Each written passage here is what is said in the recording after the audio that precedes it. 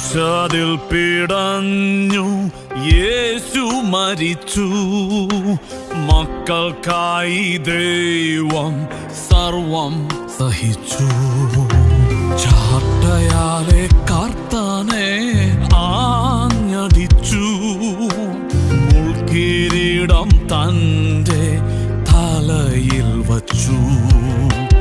പരിശുദ്ധനെ അവർ കുറ്റം വിധിച്ചു. ക്രൂശിക്ക